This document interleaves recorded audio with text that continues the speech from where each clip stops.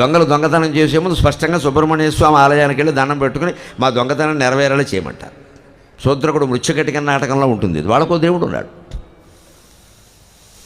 వేశ్యలకు దేవుడు ఉండేవాడమ్మా మదన గోపాలస్వామి ఆలయం ఉంటుంది వాళ్ళ వాకిట్లో. వాళ్ళు ఆరాధన చేస్తారు. వాళ్ళ పద్ధతులు వాళ్ళకునే, వాళ్ళ నీతి వాళ్ళకుంది. వాళ్ళు అడ్డగోలుగా ఉండరు. వాళ్ళకో పద్ధతి ఉంది. దొంగలకు కూడా పూర్వం ఓ పద్ధతి ఉంది. అమావాస్య అంటే దొంగతనం చేసేవాడు. ఎట్టి పరిస్థితుల్లో మనుషుల్ని చంపేవారు కాదు, మనుషుల్ని గాయపరిచేవారు కాదు. చాలా నైపుణ్యంతో బంగారము డబ్బు వస్తువులు మాత్రమే పట్టుకెళ్ళేవారు. వీళ్ళు లేచారంటే పారిపోయేవాడు, వాళ్ళు పారిపోయేవాడు.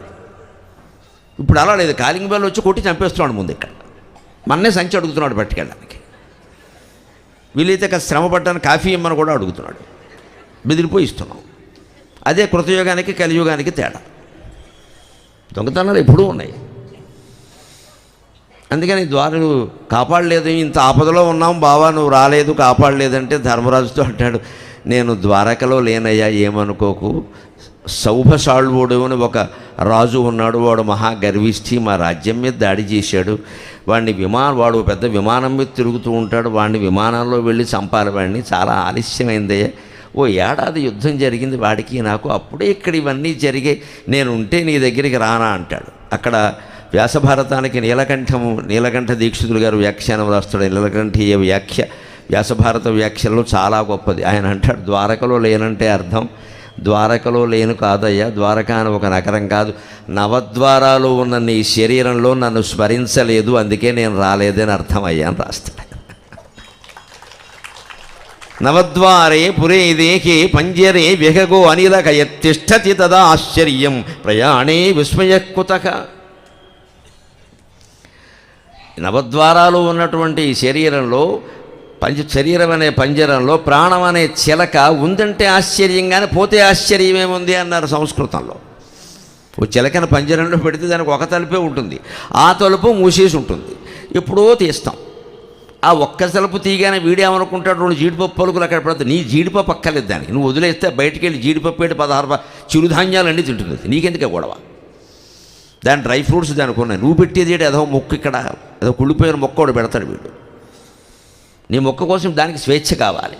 దాన్ని పంజరంలో పెట్టమని నీకెవడు చెప్పాడు? అసలు నేను పంజరంలో పెడితే నువ్వు ఊరుకుంటావా? మనతో చిలకను పోషిస్తాను. నువ్వేంటి పోషించేది? చిలకలకి ప్రభుత్వం వారు ఉచిత పథకాలు అవసరం లేదు. అవి వాటంతా అవి బతుకుతాయి. ఎందుకంటే చిలకలకు ఓటు హక్కు లేదు కాబట్టి మన వాళ్ళు పెట్టరు. మన పిల్లకలకే ఉన్నాయి, చిలకలకి ఎక్కడ ఉన్నాయి? అందరికీ తలువ పథకం పెడతారు. ఇక్కడ చిలకలకు పెట్టమను, ఎవడు పెట్టడు, ఓటు లేదు కదా. అందుకే చిలకల పాపం వాడు తింటే అవి సంపాదించుకుంటాయి. నువ్వు మమ్మల్ని వదిలిపెట్టవయ్యా, ఊరికి ఇవ్వాలంటే నాకు జీడిపప్పు పెడతానంటావు, బాదం పప్పు పెడతా, ఎవరికి నీకు కావాలి అదవ పప్పులు, మేము సంపాదించుకుంటాం. దేహం అనే పంజరంలో చిక్కినటువంటి ప్రాణం అనే చిలుక కూడా ఎప్పుడు వెళ్ళిపోదామని చూస్తుందండి. మనమే ఆపుతూ ఉంటాం. జీవుడికి ఉండాలని ఉండదు, దేవుడి దగ్గరికి వెళ్ళిపోవాలని ఉంటుంది. వాడు దేవుడి దగ్గర నుంచి వచ్చాడు. ఆ వియోగాన్ని వాడు భరించలేడు. రాధాకృష్ణుల కథ అంతా అదే. మనకు అర్థమై చావదు. కానీ ఏదో స్త్రీ పురుష సంబంధం కింద మాట్లాడతాం, మనకు అర్థం కాదు. జీవుడు దేవుడు మధ్యలో వియోగమే రాధాకృష్ణుల వియోగం, సంయోగం. జయదేవుడి కీర్తనల నిండా ఉన్నది అది. మనం శారీరకంగా ఆలోచిస్తాం ఎంతసేపు. ఆ జీవుడు తపన లోపల, ఆ వేదన ఎప్పుడు బయటికి వెళ్ళిపోదామని చూస్తాడు. అందుకని చెబుతున్నాడు కవి, ఒక చిలుక పంజరంలో పెడితే ఒక తలుపే ఉంటే నువ్వు తలుపు తీసినప్పుడు పారిపోదామని చూస్తోంది కదా. నీకు 9 ద్వారాలు ఉన్నాయి, గమనించుకోండి. Always open, always open, always open. అన్ని మార్గాలు తెరిచే ఉన్నాయి. కళ్ళు మూయలేదా? కళ్ళు తెరవలేదా? చెవులు పడుకున్నాం, కళ్ళు మూసుకో. చెవులు తెరిచే ఉన్నాయిగా, ముక్కు తెరిచే ఉందిగా. కొందరు గుర్రెడుతూ నోరు కూడా తెరుస్తారు భయంకరంగా, మేరు పర్వత గుహలాగా. అందులోంచి పోవచ్చు కదా ప్రాణం. అన్ని అవయవాలు తెరిచే ఉన్నాయి. ఏది మూసామండి? కళ్ళు ఒక్కటే మూసుకున్నాం, అవి కూడా కలలు కంటూనే ఉన్నాయి. అంచేత ఆల్వేస్ ఓపెన్, అన్ని మార్గాలు తెరిచే ఉన్నాయి. ఆల్వేస్ ఓపెన్, 24 గంటలు తెరిచే ఉన్నాయి. ఇదో 24x7 ఆసుపత్రి ఇది. 9 ద్వారాలు ఉన్న దేహంలో ప్రాణం అనే చిలక 9 ద్వారాలు తెరిచి ఉండగా, ఎల్లవేళలా తెరుచుండగా ప్రాణం అనే చిలక ఉందంటే ఆశ్చర్యం, కానీ పోతే ఆశ్చర్యం ఏమిటి అన్నాడు. అంచేది ఎవరన్నా బంధువులు కనపడితే మనం బావా బాగున్నావా అనకూడదు, బావా ఇంకా బాగున్నావా అనాలి. ఆ తర్వాత వాడు కొడితే నా పూచీ లేదు, శాస్త్రంలో చెప్పింది నేను చెప్పాను. ఓ మాట అనేయండి, వదిలిపో. బావా ఇంకా బాగున్నావా, పోతావేమో అనుకున్నాను అంటే ఎలా ఉంటుందండి? చిక్కగా ఉండదా? కానీ వాస్తవం అది. వాడు ఉండడమే ఆశ్చర్యం, పోవడం ఆశ్చర్యం కాదు. పోవడం మనిషికి సహజ లక్షణం, ఉండడం కృత్రిమ లక్షణం. ఎందుకంటే లోపల జీవుడికి ఉండాలని లేదు. ఏముందని ఉంటాడు ఇక్కడ? ఆ తపన జీవుడు తపన ఉంది. దాన్ని ఒక వాల్మీకి పట్టుకున్నాడు, దాన్ని ఒక వ్యాసుడు పట్టుకున్నాడు. అందుకే నేను ఇంత ఆనందం పొందాను, నా జాతి కూడా పొందాలి కదా అని కృష్ణ కథ రూపంలో భాగవతాన్ని, వ్యాసభారతం రూపంలో పాండవుల కథని మనకు అందించాడు. అటువంటి మహానుభావుడికి నమస్కారం చేస్తున్నాం మనం. ముక్తిపథ నిశ్రేణిన్ పదంబూనగన్, అదే నీలకంఠ దీక్షితులు గారు నీలకంఠ త్రిశితులు అంటాడు. ఏముంది కౌరవ పాండవుల కథలో, ఏమి ఘట్టాలు ఉన్నాయి అసలు, ఇది మహాకావ్యం అయింది అంటే వ్యాసుడి వల్ల అయింది అంతే అంటాడు ఆయన. పారదేశ్యం వృధాదాస్యం పంచానాం ఏకదారత పాండవానామభూత్ కీర్త్యై పారాశర్యమునేర్గిర అంటాడు నీలకంఠ దీక్షితులు గారు. నీలకంఠ త్రిశితులు అద్భుతంగా చెబుతాడు. ఒక్కో మహాకవి చేతుల్లో పడితే ఆ కావ్యం అలా రూపొందుతుంది. లేదా దిక్కుమాలిన కథ ఏముంది ఇందులో. పారదేశ్యం 13 ఏళ్ళు వనవాసం చేశారు. ఏమిటి ఆ కథ, ఏమి సుఖాలు అనుభవించారు. హీరోలు అంటున్న పాండవులు 12 ఏళ్ళు వనవాసం చేశారు. 1 ఏడాది చాకిరీ చేశారు విరాటుడి దగ్గర. ద్రౌపది లాంటి మహారాణి ఆవిడకి జడేస్తూ కూర్చుంది ఇక్కడ. ఆవిడ తిట్లు తిడితే పడుతూ ఇక్కడ. మా తమ్ముడు ఇంటికి వెళ్ళి మద్యం పట్టుకురా అంటే నోరు మూసుకుని సీసా పట్టుకెళ్ళింది ఆవిడ. ఏం కర్మ ఇది.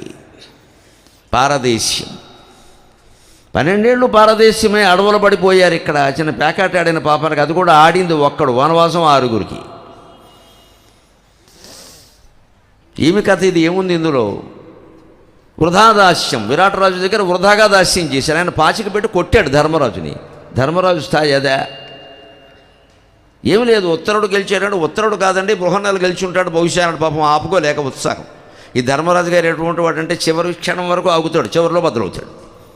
ఒక క్షణం ఆగితే గేములో ఈయనే గెలిచేవాడు. యుద్ధంలో కూడా కొన్ని ఘట్టాలంతే. ఈయన చివరిలో ఎప్పుడే బదులవుతూ ఉంటాడు. అంతవరకు ఆగుతాడు ఓపిక, చాలా శాంత మాటలు చెబుతాడు. ఉన్నట్టుండి రెచ్చిపోతాడు. ఓ పక్క ద్రౌపదీదేవి నన్ను కాపాడండి అని కీచకుడు కాలుతో తన్నితే వచ్చి సభలో పడుకుని నా భర్తలు ఇక్కడే ఉన్నారు చూడొద్దా అని ఆవిడ అంటుంటే అప్పుడు మాట్లాడటం. నువ్వు పెద్ద నాటకాలు ఆడక్కర్లేదు, డ్యాన్సులు ఆడక్కర్లేదు, వెళ్ళిపో అని సహనం బోధిస్తాడు. ఇక్కడ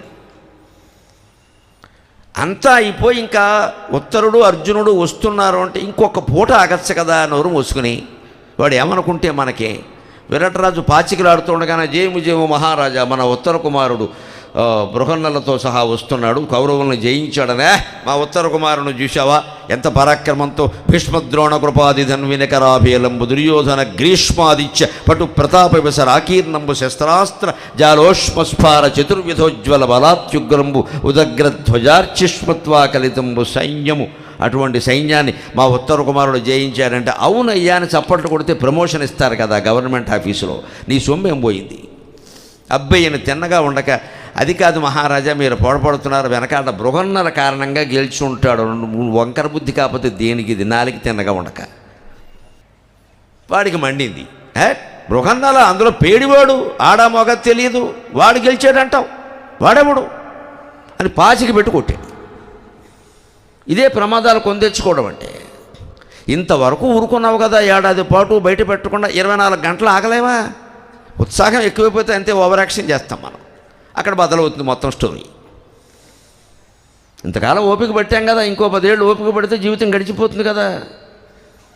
ఏదో అడావుడు చేస్తే ఏమవుతుంది, ఉన్న జీవితం కూడా పోతుంది. ధర్మరాజు అంతే పగల కొట్టుకున్నాడు, పాచికి పెట్టి కొట్టాడు, నెత్తురు గారింది. మళ్ళీ ద్రౌపది అప్పటికప్పుడు వచ్చి కట్టకట్ట. ఆవిడ పెద్ద గొడవ, నువ్వెందుకు కట్టావు అని అడగకుండా, నేను ధర్మరాజు గారి దగ్గర పనిచేశానండి, ఈయన అక్కడ కూడా పనిచేశాడు, ఈయన మహానుభావుడు, ఈయన నెత్తురు కనుక ఎన్ని బొట్లు నేల మీద రాలుతుందో అన్నేళ్ళు ఇక్కడ వర్షం కురవదండి, మీ రాజ్యం కోసం ఈ పని చేశానని చెప్పి ఆవిడ తప్పించుకుంది. ఆ మాత్రం లౌక్యం ధర్మరాజుకి లేకపోయా. ఆ లౌక్యం ఉంటే దెబ్బ తగిలేది కాదు కదా. ఇదే ఎంత తెలుసున్నానండి. మహామాయలో మనం పడకుండా ఉండాలి అంటే ఎప్పటికప్పుడు కాస్త బుర్ర ఉపయోగిస్తూ ఉండాలి. ఎవడో ఫోన్ చేసి నీ ఫోన్ ₹1 వచ్చిందని హా అని లింక్ నొక్కేయకూడదు. కోటి రాకపోక ఉన్న 10 లక్షలు పోతాయి. వాడు ఎందుకు ఇస్తాడు? వాడు మనకు ఏమైనా మేనత్త కొడుకా, తోడలుడా? ₹1 మన ఫోన్కి ఎందుకు ఇస్తాడండి? మీరు కొత్త సిమ్ కొన్నారు, మీ సిమ్ములన్నీ మేము ఏదో వేలంపాట వేసాం, లాటరీ తీసాం, అందులో మీ సిమ్కి 10 లక్షలు వచ్చి నీ సిమ్ మీద వాటికి ఏమిటి, ఎందుకు ఇస్తాడు అని ఆలోచించి దాన్ని వదిలేయాలి. అబ్బాయి వీలైతే నొక్కేద్దామంటే ఈ సిమ్ము నొక్కి సిమ్ము తీసేలోగా 10 లక్షలు పోయాయి. కొత్త సిమ్ కొనగానే ఫోన్ బహుమతి పంపెట్టకూడదు. ఈ సిమ్ కొన్న వాళ్ళకి మేము బహుమతి ఇస్తున్నాను. వీడు ఈ సిమ్ తీసి ఆ ఫోన్లో వేశాడు, ఆ ఫోన్లో వాడు టెక్నాలజీ పెట్టాడు, వీడి మొత్తం వివరాలన్నీ లాగడానికి. అది వీడికి తెలియదు. ఇప్పుడు వాడేవాడు మనకి ఫోన్ పంపడానికి బహుమతి, వాడు పంపితే మాత్రం మనం తీసుకోవడం ఏమిటి? ఈ పాటి 25,000 ఫోన్ 30,000 ఫోన్ మనం కొనుక్కోలేమా అని ఆలోచించద్దా? అసలు మనకి ఫ్రీగా వస్తే ఫినాయిల్ తాగేసే రకం అంతే మనం. తర్వాత ఏమవుతుందో మనకు ఫ్రీగా వచ్చింది తాగే. ఏమో అదృష్టం, ఇవాళ నాకు వారఫలాల్లో రాశాడు కూడాను 5వ తారీఖు అనుకోకుండా ఆదాయమని. అలాంటి వాళ్ళు తయారయ్యారు ఇప్పుడు. 5వ తారీఖు అనుకోకుండా ఆదాయం మొత్తం రాసి వాళ్ళందరికీ వచ్చేస్తుందా? ఎవడో ఒకడికి వస్తుంది పొరపాటు, అది కూడా రాదు.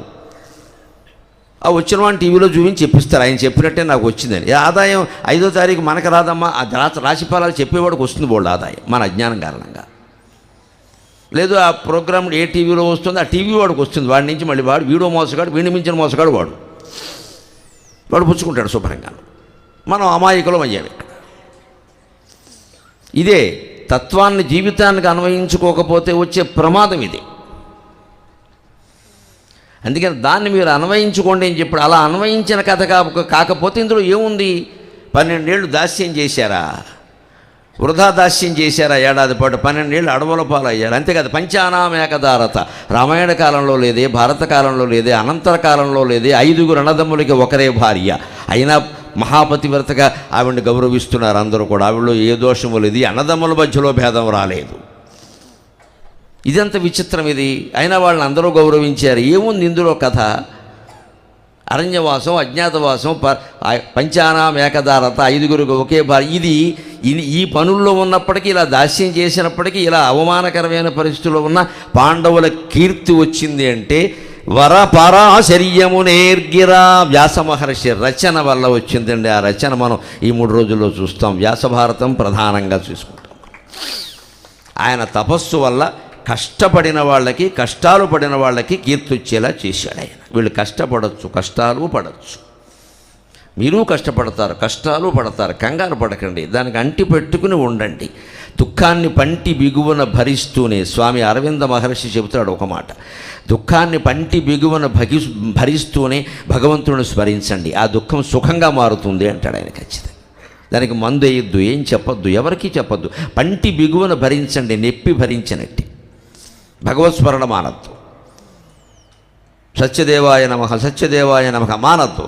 ఆయనకి ఏదో ముళ్ళు పెట్టి పొడిచినట్టుగా ఆయన నామంతో ఆయన పాదాలని పొడవాలి మనం. అప్పుడు ఆయన దిగొస్తాడు. వీడు వదలట్లేదు, మంచంలో కూర్చొని కూడా నన్నే స్మరిస్తున్నాడు, నేను చూసుకోకపోతే ఎలాగా? అది వ్యాసుని యొక్క ఆదర్శం. వీళ్ళు ఇంత కష్టపడినా వాళ్ళ భగవద్భక్తి ఉండడం వల్ల, జ్ఞాన వైరాగ్యాలు ఉండడం వల్ల విజయం సాధించారు.